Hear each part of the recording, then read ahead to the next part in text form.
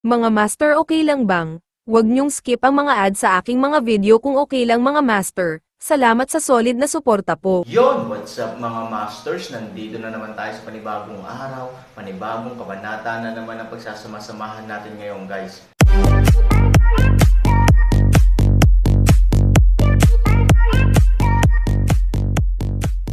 Bali mga masters, kung bago ka pa lang po sa aking YouTube channel, please click the subscribe button, lalong-lalo na po yung notification bell guys, para maging connected pa rin tayo sa isa't isa at maging updated kayo sa mga susunod ko pang video.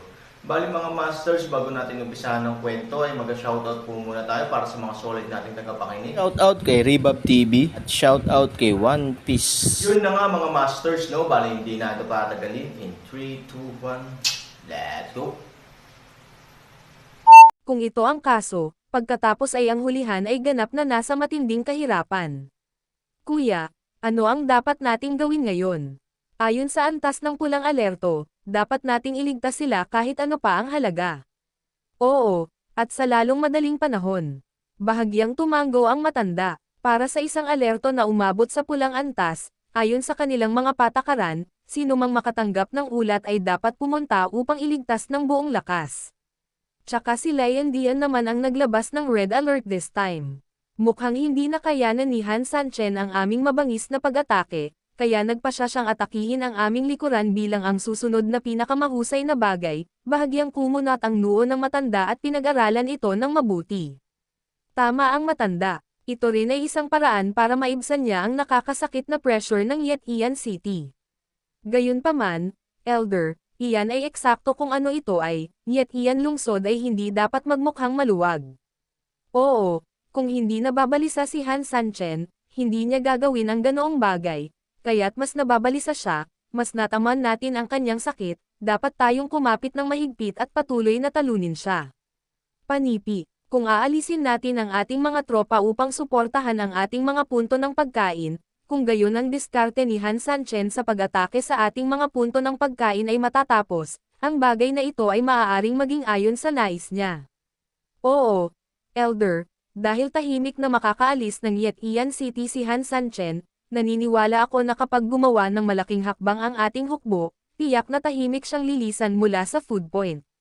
Matapos marinig ang mga mungkahi ng lahat, bahagyang tumango ang matanda. Totoo nga, may kanya-kanyang katotohanan ang sinabi nila.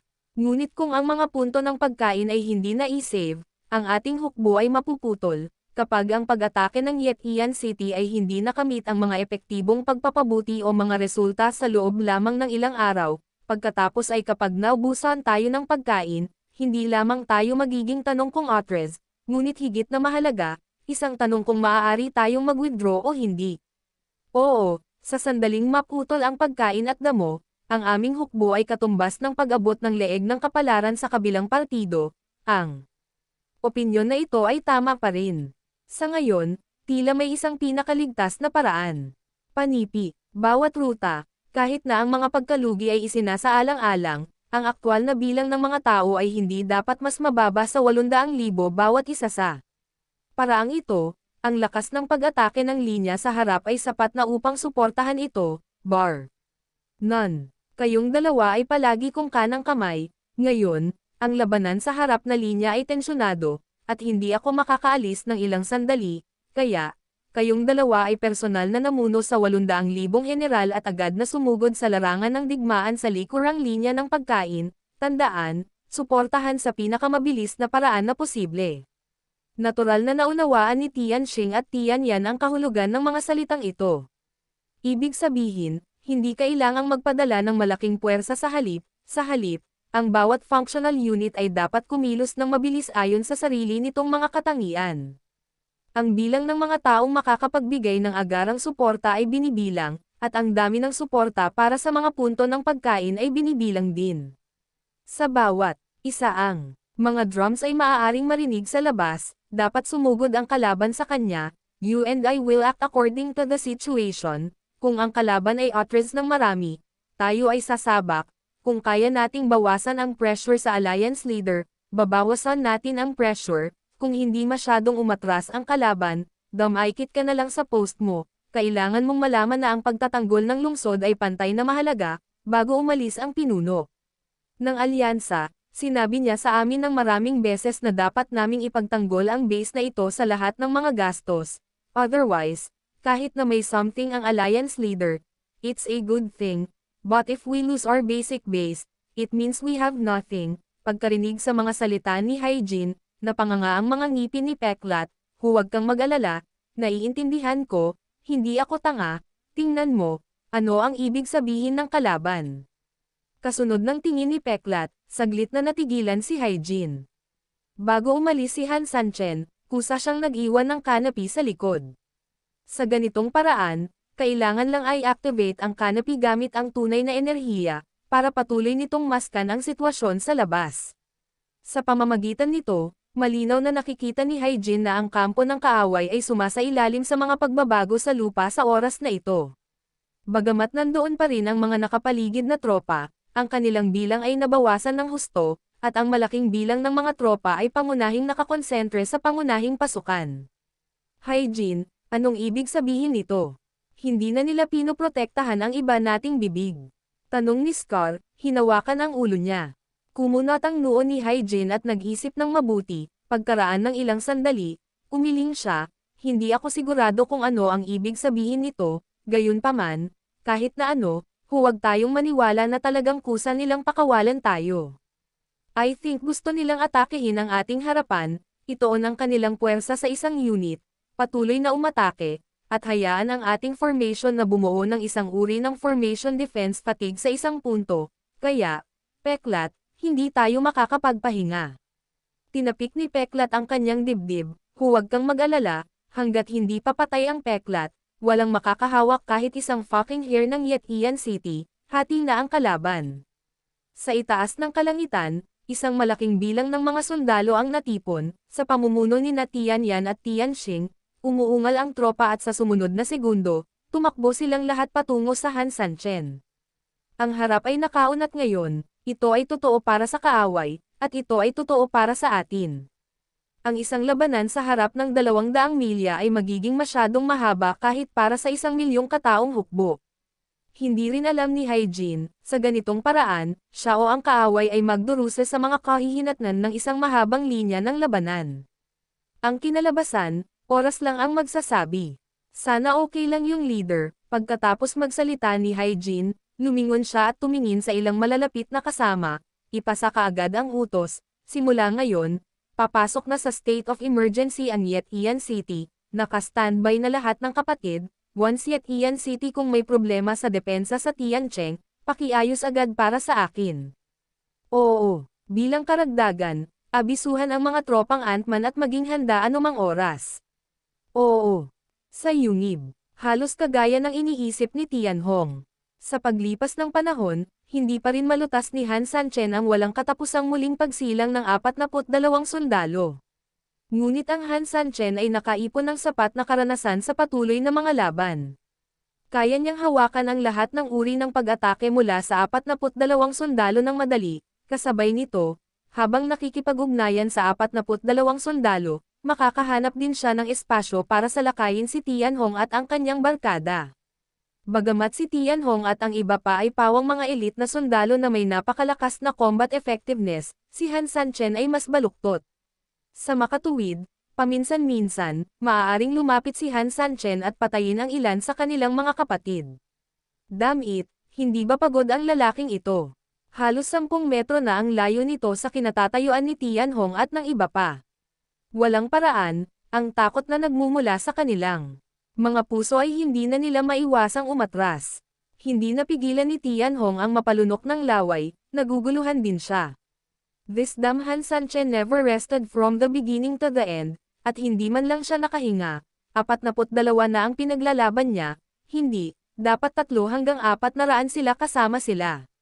Lumaban din sila, mula sa simula, nang biglang lumabas si Han Sanchen at medyo nawalan ng malay, hanggang sa kalaunan, kapag ang paghawak sa Han Sanchen ay nakakapagod, at kapag sila ay lumaban, ito ay ubusin ang kanyang mga iniisip, at sa wakas kapag sila ay sumuko ng lubusan, ang kanilang mga puso ay napuno ng kawalan ng pag-asa, at sila ay nagmumura, paulit-ulit. Naranasan ko na lahat at payapa na ang lahat. Buti na lang at advance na ng distress call ang Commander-in-Chief, kung hindi, kung magtuloy-tuloy ang ganito, kakainin talaga tayo ng buhay nitong lalaking to gaya ng sinabi ko kanina. I have to say that this guy is really fucking perverted. He has been playing here for so long at hindi niya alam na pagod na siya. Damn. If you know this, you still know that this is our home court. If you don't know this, you would think it is. That guys. Tama, ilang saglit pa akong naramdaman na hindi tayo tinutulungan ng blood pool na ito, ngunit, sa pakikinig sa mga bulong ng kanyang mga nasasakupan, dahan-dahang itinaas ni Tianhong ang kanyang kamay. Habang sinenyasan ang kanyang mga tauhan na tumahimik, ang kanyang mga mata ay dahan-dahang nakatuon sa Han Sanchen. May nakita ka bang mali sa kanyang mukha at tila may mali sa kanyang mukha? Lahat ng lalaki ay nagmamadaling tumingin kay Han Sanchen. Sayang naman na kahit nakita na nila, hindi pa rin nila naramdaman na may mali kay Han Sanchen sa mga oras na ito. Kung kailangan kong maghanap ng isang pagkakamali, baka masyadong pervert si Han Sanchen. Humph. Isang grupo ng mga walang kwentang talento, malamig na ngumiti si Tianhong, sa tingin mo ba ay natatakot ako tulad mo at nanonood lang ng walang kabuluhan? Sa totoo lang, naghahanap ako ng mga pagkakataon para maobserbahan si Han Sanchen. Tignan mong mabuti, kumpara sa dati, bagamat hindi pa rin humihinto ang opens iba ni Han Sanchen, nagsimula nang bumagal ang kanyang mga kilos. Bagaman ito ay napakabagal na halos mahirap makita ito sa mata, ngunit kung patuloy mong titingnang mabuti, makikita mo ang pagkakaiba. Alam mo ba ang ibig sabihin nito? Halatang nagsasawa na si Han Sanchen. Matapos marinig ang mga salita ng commander, sa wakas ay nagpakawala ng mahabang hininga ang lahat. Sinasabi ko lang sayo, hindi siya matigas na tao, kaya walang paraan na makakalaban niya palagi nang hindi napapagod. Iyon ay, hanggat ang taong ito ay napapagod, ang aming 42 sundalo ay dahan-daang sasamantalahin. Tumanggo si Tianhong, sa kabahagyang lumingon, halos kalahating oras na ang nakakalipas mula nang ipadala ang signal, gaano katagal bago dumating ang mga reinforcement mula sa labas. I-report mo sa Commander-in-Chief, mga 200 miles lang ang distansya ng dalawa, ayon sa bilis ng rapid march, dapat mas mabilis, at kung gusto ng base camp na magpadala ng mga eksperto bilang advanced troops, dapat nasa malapit na sila ngayon. Ngumiti si Tianhong, okay, dumating kami sa tamang oras, magpadala agad ng isang tao para buksan ang protective cover para mapadali ang mga reinforcements. Oo, tinanggap ng lalaki ang utos at utteres na sana. Sa oras na ito, biglang bumaril ang isang itim na anino at diretsyong tumayo sa harapan ng lalaki. Pangil ng tigre. Bahagyang naningkit ang mga mata ni Tianhong nang makita ang taong paparating, sabi nga, ang magaling na aso ay lumalayo, tila gumaling lang ng kaunti ang aso mo, tapos tumahol na. Wala sa mod si Huya na makipagtalo sa kanya, at sumigaw patungo sa Han Sanchen, pinuno, darating ang mga reinforcements, bubuksan nila ang kalasag ng depensa at papasukin sila. Damn it, Huya, kung hindi ka magsasalita, walang mag-iisip na pipi ka. Pagkasabi nito ay galit na sinigaw niya ang nasa tabi niya, huwag mo siyang alalahanin, alis ka agad. Kaagad pagkatapos, ang mga mata ni Tianhong ay napuno ng pamatay na layunin, at direktang inatake niya si Huya. Wala kang pakialam, umiwas lang siya ng patagilid, hindi nakikialam kay Tianhong, itinoon niya lamang ang kanyang mga mata sa kawal na bubuksan na sana ang defensive cover at galit na pinigilan siya. Biglang nagising si Han Sanchen nang marinig niya ang mga sigaw, ibinagsak niya ang clay figure pabalik gamit ang isang palad at sumugod sa kanya upang patayin ito. Fuck! Tigilan mo si Han Sanchen sa akin! Sigaw ni Tianhong sa kanyang mga nasasakupan habang umaatake kay Huya. Bagamat medyo natakot ang mga nasasakupan ngayon lang, ngunit ngayong alam na nila na paparating na ang mga reinforcements, natural na napakalakas ng loob nila at hindi sila nagdalawang isip na salakayin si Han Sanchen. Sinusubukang pabuksan siya ng defensive cover. Nanlamig ang mukha ni Han Sanchen, at ibinaling niya ang kanyang kamay, biglang, ang isang putok ng apoy ay direktang yumanig sa mga tao pabalik, at pagkatapos ay lumipad upang harangan ang landas ng sundalo. Han Sanchen, galit na umungol si Tianhong, sumuko ka na lang at hulihin mo siya, sa tingin mo ba kung pipigilan mo kaming buksan ang protective shield, hindi makakapasok ang mga reinforcements namin. Nananaginip ka lang. Bagamat hindi maiiwasang hadlangan ng defensive cover ang bilis ng pagsadjap ng sarili nating mga reinforcements, maaantala lang ito ng ilang oras. Sa huli, direktang lilipad pa rin ang mga reinforcement, at kalaunan ay haharapin ni Han Sanchen ang isang pagkubkob at magdaranas ng pagkatalo. Marahan na ngumiti si Han Sanchen at umiling, wala akong balak na pigilan ka sa pagbukas ng defensive shield. Then bakit ka humaharang sa harap? Medyo kakaiba si Tian Hong, pero mayabang pa rin, kung gusto mong sumuko, sasabihin ko pa rin ang sinabi ko kanina. I can consider letting you die more happily. Walang magawa si Han Sanchen at bumantong hininga, sa totoo lang, gusto kong tulungan kang buksan ang nagtatanggol na kalasag. Pagkarinig sa sinabi ni Han Sanchen, nabigla si Huya, pinuno, ikaw, anong ginagawa mo? Ang pagbubukas ng nagtatanggol na kalasag ay hindi nangangahulugan na nakakatulong ito sa kaaway na mas mabilis na sirain ang sarili. Yun na nga mga masters, no? Bali panibagong kabanata na naman yung natapos natin ngayong gabi. Muli, maraming salamat po talaga sa walang sawang suporta po sa aking YouTube channel na talagang inaabangan nyo po ang bawat upload ko po. Bali mga masters, magkita-kita ulit po tayo bukas ng gabi at ngayon po ay magpapaalam po muna tayo. Bali mga masters, bye-bye!